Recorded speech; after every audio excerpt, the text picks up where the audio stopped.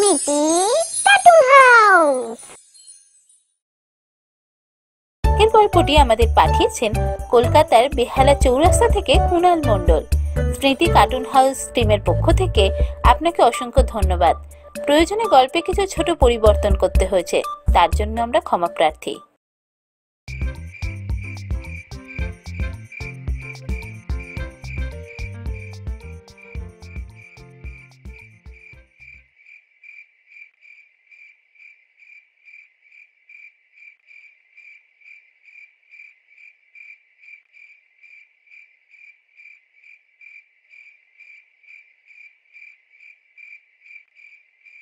কি রে অভিরূপ, এত কি ভাবছিস বলতো?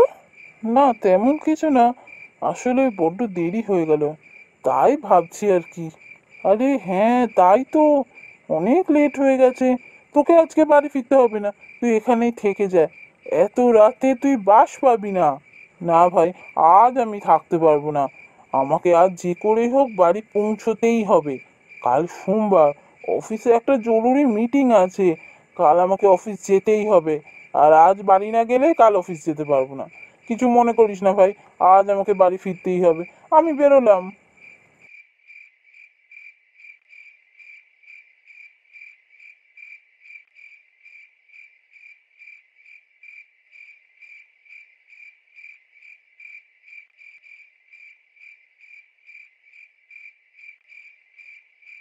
সাগরের বাড়ি থেকে বেরিয়েই বুঝলাম ওর কথা না শুনে আমি ভুলই করেছি। সারাটা রাস্তায় একটা যানবাহন নেই, একটা রিক্সাও পেলাম না। শেষ পর্যন্ত হাঁটতে হাঁটতে আমায় যেতে হচ্ছে বাস স্ট্যান্ডে। বাস স্ট্যান্ডে সঠিক সময় পৌঁছতে না পারলে শেষ বাসটাও আর পাবো না। অবশ্য এত রাতে যে রিক্সা বা কোনো কিছুই থাকবে না, এটাই স্বাভাবিক। প্রায় 12টা বাজছে ঘড়িতে। সাগরের মেয়ের জন্মদিনের খাওয়া দাওয়ায় এমনই মত্ত ছিলাম যে ঘড়ির দিকে তাকাতেই ভুলে গেছি। এত দেরি হয়ে গেল তাই। আর হবে নাই বা কেন? যা ইলাহি আয়োজন করেছিল সাগর, বাবারে! ডিমের table, fish fry, chana masala, baby নান, আলু চিংড়ির পোস্ত, কষা খাসির মাংস, আলুর চিপস, ওদিকে রাজভোগ, আইসক্রিম। এইসব খাবার কি কবজি ডুবিয়ে না খেলে চলে?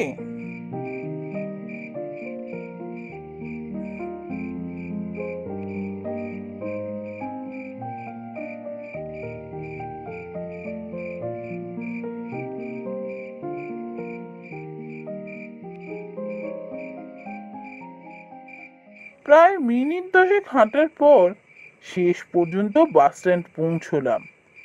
এত রাতে বাস স্ট্যান্ডটা পুরো জনমানব শূন্য। এদিকে বাস স্ট্যান্ড পৌঁছানোর সাথে সাথে সেখানকার আলোগুলো গেল নিভে। লোডশেডিংটা কি এখনই হতে হয়েছিল? এখন এই অন্ধকারের মধ্যে দাঁড়িয়ে থাকতে কার ভালো লাগে? এমনিতেই জায়গাটা এমন নির্জন, তার উপর এত রাত হয়ে গেছে, আবার লোডশেডিং হয়ে যাওয়াতে পুরো জায়গাটা একদম অন্ধকার হয়ে গেল। লাইট পোস্টের টিমটিমে আলোগুলো জ্বললে অন্তত একটু আশপাশে দেখা যায়। না, দেখছি মোবাইলের টর্চটাই এখন আমার একমাত্র ভরসা।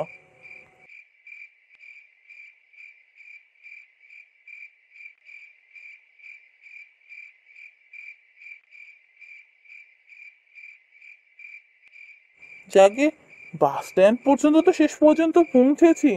এখন ভাগ্য ভালো থাকলে লাস্ট বাসটা ঠিক পেয়ে যাব। শেষ পর্যন্ত মোবাইলে টর্চ জেলে ওই নির্জন বাস স্ট্যান্ডে রাতের শেষ বাসটার অপেক্ষায় আমি দাঁড়িয়ে রইলাম। হঠাৎ দূরে একটা কুকুরের আওয়াজ শুনতে পেলাম। এমন একটা নিশ্চুপ জায়গায় হঠাৎ কুকুরের ডাক শুনে আমি যেন শিউরে উঠেছিলাম। তারপর মনে হলো, যাক, আশেপাশে অন্তত একটা জীবন্ত প্রাণী তো আছে। না হলে এতক্ষণ যেন মনে হচ্ছিল একটা মৃতের রাজ্যে বাস করছি। এ যেন পৃথিবীর কোনো জায়গাই নয়, যেন এক অন্ধকারের রাজ্য।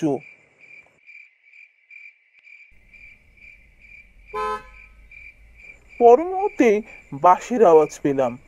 বাঁশির হর্নের আওয়াজ পেয়ে যেন মনটা শান্ত হলো। যাক, শেষ বাসটা তাহলে বেরোয়নি। তারপরে মনে হলো, এটা ঠিক মানিকতলা যাবে তো? মানে মানিকতলা যাওয়ার শেষ বাসটাই আসছে তো, নাকি অন্য কোনো বাস? যাই হোক, যে বাসই আসুক, আমি উঠে পড়বো। কিছু দূর তো এগিয়ে যেতে পারবো, তারপর না হয় হেঁটে চলে যাওয়া যাবে। মানিকতলা যাবে দাদা? যাবে, উঠে আসুন।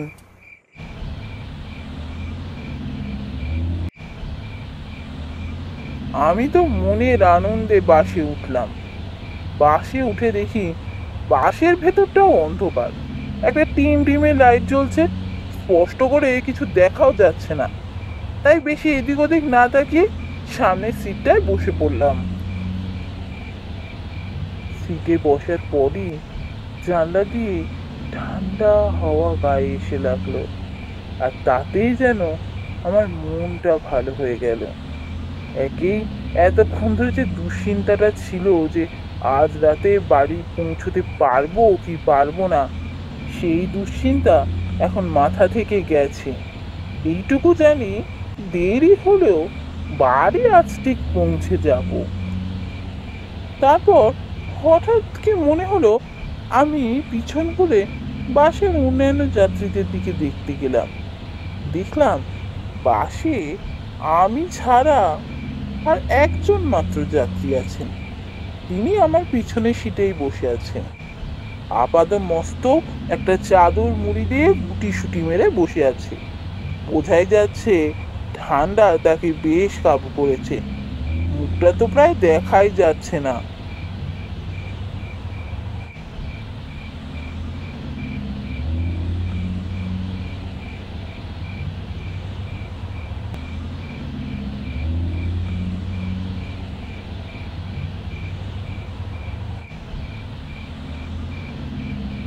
দাদা, এবার ভাড়াটা নিয়ে নিন। আচ্ছা, এটা কত নম্বর বাস? আর কত ভাড়া এটার? আসলে অন্ধকারের মধ্যে না ঠিক বুঝতে পারিনি, তাই জিজ্ঞেস করছি আর কি। 100 টাকা ভাড়া। আর আপনার এত কথার উত্তর দিতে আমি পারবো না। আপনি মানিকতলা যাবেন বলেছেন, আমি আপনাকে পৌঁছে দেবো, ব্যাস। বাপরে বাপ, কন্ট্রাক্টরের কি মেজাজে বাবা! আর এত রাতে বলে কন্ট্রাক্টর আর ড্রাইভার মিলে কি আমার ডাকাতি করবে? 100 টাকা ভাড়া নিল! নির্ঘাত দুজনে বাড়তি টাকায় নেশা করবে। যাকে কি আর করা যাবে, এত রাতে যে বাসটা পেয়েছি এটাই আমার জন্য অনেক।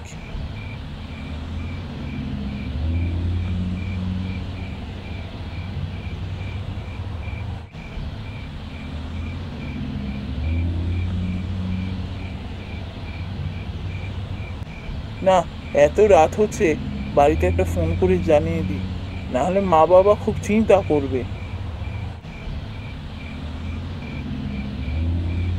এই রে, এ তো দেখি লো ব্যাটারি।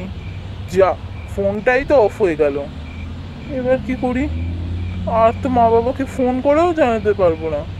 ওরা নিশ্চয়ই আমার দেরি হওয়ার জন্য খুব চিন্তা করছে। ইস, সাগরের বাড়িতে যদি একটু ফোনটা চার্জ দিয়ে নিতাম। আমি যে কি বিয়াক্কেলের মতো কাজ করি না, আজকাল কোনো কাজই যেন ঠিকঠাক করতে পারছি না।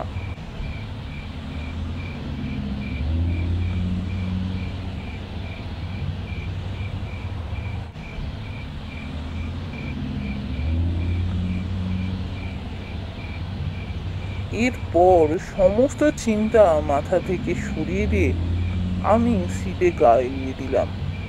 বেশ সুন্দর ঠান্ডা ফুরফুরে হাওয়া লাগছিল গায়ে। কিছুক্ষণের মধ্যেই আমি ঘুমিয়ে পড়ি। হঠাৎ আমার ঘুমটা ভেঙে গেল। ঘুম ভাঙতে বাইরের দিকে তাকিয়ে দেখি বাসটা একটা কবরস্থানের সামনে দাঁড়িয়ে আছে। কবরস্থানের গেটের উপর বড় বড় করে লেখা ফাঁসিডাঙ্গা শ্মশান। আচমকা চোখের সামনে শ্মশান দেখে বুকটা যেন ছ্যাঁত করে উঠল। পরক্ষণেই অবশ্য দেখলাম সেখান থেকে 3-4 জন আপাদ মস্তক কালো চাদরে ঢাকা লোক বাসে উঠল। বাসে উঠে তারা যেন আমাকে দেখে থমকে দাঁড়িয়ে পড়ল। তারপর তারা তাদের রক্তাভ চোখ দিয়ে আমাকে ভালোভাবে নিরীক্ষণ করতে লাগলো। ওদের দেখে আমার প্রচন্ড ভয় করতে লাগলো। আচ্ছা, এরা আবার ডাকাত নয় তো? বাসে লুট করতে ওঠেনি তো? আমাকে একা পেয়ে লুট করে মেরে রাস্তায় ফেলে দিয়ে চলে যাবে না তো? পেছনে গিয়ে বসুন, বাস ছাড়বে এক্ষুনি। কন্ট্রাক্টরের কথাটা শুনে আমার যেন ঘোর কেটে গেল। দেখলাম 4 জন পিছন দিকে চলে গেল। বাবারে, আমি যেন স্বস্তির নিঃশ্বাস ফেললাম। তারপর আবার আগের মতো সিটে গা এলিয়ে দিলাম। ঠান্ডা ঠান্ডা হাওয়ায় আবারও আমি ঘুমিয়ে পড়লাম। বোধ হয় বেশ খানিকক্ষণ পরই আমার ঘুমটা ভেঙেছিল। ঘুম ভাঙার পর আমি আবার বাইরের দিকে তাকালাম। বাইরে তাকিয়ে দেখি এবারও বাসটা একটা শ্মশানের সামনে এসে দাঁড়িয়ে আছে। শ্মশানের সামনে বড় করে লেখা মোল্লার চক কবরস্থান। এবার আমার মনে যেন ভয় হতে লাগলো। কোনো একটা অজানা আশঙ্কায় যেন আমার মনটা কেঁদে উঠলো। এই কোন বাসে উঠলাম আমি? বাস তো ঘুরে ঘুরে যত সব নাম না জানা শ্মশান আর কবরস্থানের সামনে গিয়ে দাঁড়াচ্ছে। এইভাবে বোধহয় আমার যা হোক বাসে উঠে পড়াটা ঠিক হয়নি। বাসে ভেবে চিনতে ওঠা উচিত ছিল। এবারও সেখান থেকে 3-4 জন বাসে উঠল। তারাও একইভাবে বাসে উঠেই আমায় দেখে থমকে দাঁড়িয়ে পড়ল। অদ্ভুতভাবে তাদেরও রক্তাভ চোখ যেন আমাকে নিরীক্ষণ করতে লাগলো। এখানে দাঁড়াবেন না, ভেতরে যান, বাস ছাড়বে। কন্ট্রাক্টরের কথা শুনে তারা ভেতরে চলে গেল। এবার কিন্তু আমার মনের ভয়টা কাটলো না। বারবারই আমার মনে হতে লাগলো, এই বাস কোনো জ্যান্ত মানুষের বাস নয়, এই হলো মৃত মানুষের বাস। কিন্তু এইসব আমার সাথে কি হচ্ছে? আমার এত কেন ঘুম পাচ্ছে? বারবার ঘুমিয়ে পড়ছি। না না, আর ঘুমোলে চলবে না, আমাকে জেগে থাকতেই হবে। এই বাস কোথায় যাচ্ছে, কোথায় কোথায় দাঁড়াচ্ছে, সব আমায় দেখতেই হবে। এই বাসে নিশ্চয়ই কোনো অদ্ভুত ঘটনা ঘটছে। আমাকে যে করেই হোক এই বাস থেকে নেমে যেতেই হবে। কিন্তু শত চেষ্টা করেও আমি জেগে থাকতে পারলাম না। আবার ঘুমিয়ে পড়লাম। ঘুমের মধ্যে মনে হতে লাগলো আমি যেন মৃত্যুর কোলে ঢলে পড়ছি। আমি শ্বাস নিতে পারছি না, যেন দম আটকে আসছে। হঠাৎ একটা ঠান্ডা হাতের স্পর্শে আমার ঘুমটা ভেঙে গেল। আর ঘুমটা ভাঙতে আমি যেন আবার শ্বাস নিতে পারছিলাম। ঘুমটাও যেন ধীরে ধীরে আমার কেটে যাচ্ছে। তারপরে কি যেন আমায় আস্তে আস্তে বলে উঠলো,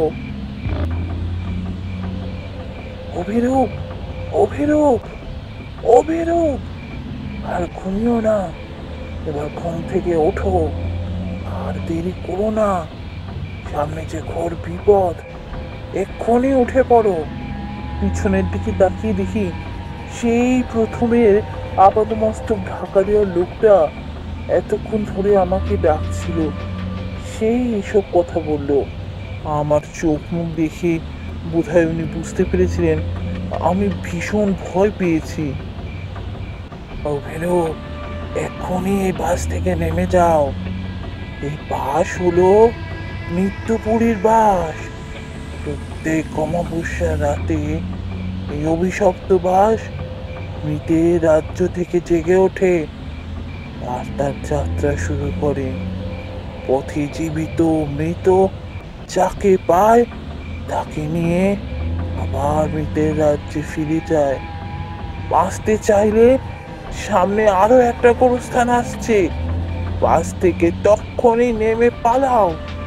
কিন্তু আপনি কে? কি করে আপনি আমার নাম জানলেন? একবার বাড়ি ফেরার পথে আমিও যে এই বাসে উঠে বসেছিলাম, কিন্তু রাতের অন্ধকারে ড্রাইভারের ভুলে রাস্তার ধারে গভীর খালের জলে এই বাস আমাকে নিয়ে পড়ে যায়। ব্যাস, তারপর থেকে আমরা প্রত্যেক অমাবস্যার রাতে এই একই খেলা খেলে চলেছি। তাই তো বলছি, তুমি যদি বাঁচতে চাও তো যা বলছি তাই করো। এক্ষুনি একটা গোরস্থান আসবে, নেমে পালাও। আপনাকে অনেক ধন্যবাদ। আপনার নামটা কি তাই তো বললেন না? কি আর বলবো বাবা, যখন বেঁচে ছিলাম তখন লোকে আমায় কানাইলাল বোস বলে ডাকতো। নামটা শুনে আমার যেন খুব চেনা চেনা মনে হলো, কিন্তু তখন ওই পরিস্থিতিতে, ওই দুশ্চিন্তার মধ্যে আমি যেন কিছুই ঠিক মনে করতে পারলাম না। লোকটার কথা মতো আমি ঘুমের ভান করে প্রথমে সিটেই শুয়ে রইলাম। তারপর বাসটা এসে দাঁড়াতে সঙ্গে সঙ্গে বাস থেকে নেমে আমি দৌড় মারলাম। দেখলাম এবারে বাসটা উইলিয়াম সিমেট্রি নামে একটা গোরস্থানের সামনে এসে দাঁড়িয়েছে, আর এবারও সেখান থেকে 3-4টে লোক বাসে উঠে গেল। সিটে গিয়ে বসতে আবারও বাসটা হর্ন দিয়ে ছেড়ে দিল। তারপর মুহূর্তে যা ঘটলো তা দেখে আমার হাত পা ঠান্ডা হয়ে গেল। দেখলাম বাসটা হঠাৎ করে ডানে বাঁয়ে এঁকে বেঁকে চলতে লাগলো, তারপর সোজা রাস্তার পাশের খালে গিয়ে পড়ে গেল। এই ঘটনার পর আবার চারপাশ শান্ত হয়ে গেল। হঠাৎ মনে পড়লো বছর দিনের আগের একটা ঘটনার কথা। 3 বছর আগে এই জায়গাতে একটা মর্মান্তিক বাস দুর্ঘটনার কথা মনে পড়ল। রাতের অন্ধকারে একটা বাস ব্রেক ফেল করে সোজা গিয়ে পড়ে ওই খালের গভীর জলে। ড্রাইভার, কন্ট্রাক্টর ছাড়াও মৃত্যু হয় প্রায় গোটা 10 লোকের, আর তারই মধ্যে ছিল আমার বন্ধু সাগরের বাবা কানাইলাল বোস। এবার বুঝলাম যিনি আমাকে এই মৃত্যুর হাত থেকে বাঁচিয়ে দিয়ে গেলেন তিনি আর কেউ নন, আমার বন্ধুর মৃত বাবা। শেষ পর্যন্ত মনে মনে বুক ভরা শ্রদ্ধা নিয়ে তাকে প্রণাম জানিয়ে বাড়ির পথে রওনা দিলাম।